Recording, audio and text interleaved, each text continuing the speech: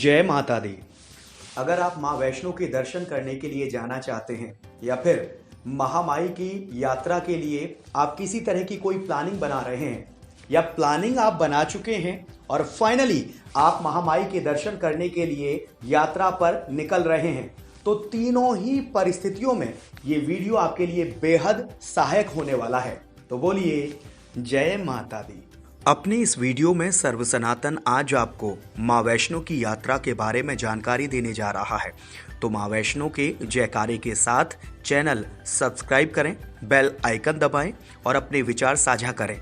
साथ ही जय माता दी बोलते हुए माँ वैष्णो के बारे में जानें। बता दें, वैष्णो देवी की यात्रा कटरा से शुरू होती है और इसमें 13 किलोमीटर की चढ़ाई होती है। कटरा से 1 किलोमीटर दूर बाणगंगा है। ऐसी मान्यता है कि जब माँ को प्यास लगी थी तब माँ की शक्ति की वजह से बाणगंगा की उत्पत्ति हुई और इसी का पानी पीकर माँ ने अपनी प्यास बुझाई। वहीं 6 किलोमीटर पर अर्धकुंवारी में एक पवित्र गुफा है। कहा जाता है कि मंदिर का निर्माण कराने वाले पंडित श्रीधर को बच्ची के रूप में प्रकट हुई माता ने स्वयं इस गुफा के बारे में बताया था, लेकिन कुछ किस्मत वालों को ही इस गुफा में प्रवेश का सौभाग्य मिल जाता है।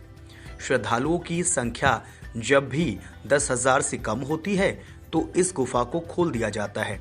वैसे इस गुफा को गर्भजून या अर्धकुमारी गुफा के नाम से भी जाना जाता है।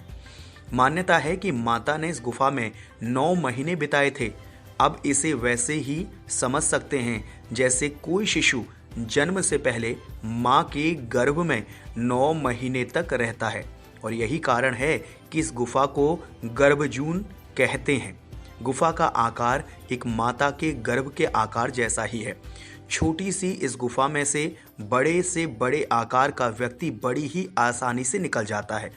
हालांकि इस गुफा की एक और मान्यता है कि कोई भी व्यक्ति इस गुफा में केवल एक बार ही जा सकता है, क्योंकि यदि कोई शिशु अपनी माँ के गर्भ से बाहर निकल जाता है तो वो दोबारा गर्भ में नहीं जा सकता। भक्तों को इस गुफा के दर्शन करने की ललक रहती है, पर हर किसी को नहीं, बल्कि कुछ ही किस्मत वाले भक्तों को प्राचीन गुफा से आज भी माता के भवन में प्रवेश का सौभाग्य मिल पाता है। दरअसल ये नियम है कि जब भी कभी 10,000 से कम श्रद्धालु होंगे तब प्राचीन गुफा का द्वार खोल दिया जाएगा। आमतौर पर ऐसा शीतकाल में दिसंबर और जनवरी महीने में ही होता है। कहते हैं कि इस गुफा में आज भी भैरव बाबा का शरीर मौजूद है। बता दें, यात्रा के लिए यात्रियों को tourist reception centre Katra bus stand पर स्थित यात्रा रजिस्ट्रेशन काउंटर से यात्रा स्लिप लेनी पड़ती है। ये स्लिप निःशुल्क मिलती है। आप यहां से कैप, कैनवास, शूज, स्टिक आदि ये तमाम सामान किराए पर ले सकते हैं। आपके सामान को ले जाने के लिए आप एक पिट्ठू भी कर सकते हैं। माता वैष्णो देवी के दर्शन के लिए रहने की व्यवस्था की अगर बात की जाए तो कटरा में आपको रहने के लिए कई सारे साधन मिल जाएंगे, जिसमें कि बोर्ड द्वारा आवास, होटल, धर्मशाला और सरकार द्वारा बनाए गए आवास शामिल हैं। हालांकि भवन में केवल सांझी छत और अर्धकुंवारी श्राइन बोर्ड के ही आवास उपलब्ध हैं।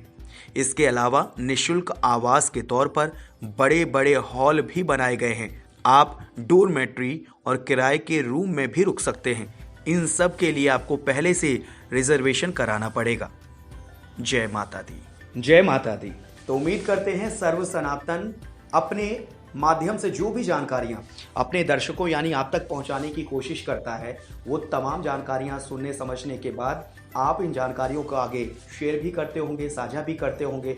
अगर आगे भविष्य में किसी और तरह की जानकारी आप चाहते हैं तो प्लीज़ आप कमेंट कीजिए, अपने विचार आप साझा कर सकते हैं। वीडियो लाइक शेयर कीजिए, चैनल को सब्सक्राइब कीजिए, बेल आइकन दबाइए और हाँ, महामाई की और किस तरह की वीडियो, कैसी और जानकारी आप चाहते हैं, ये कमेंट करना ना भूलें। जय माता दी।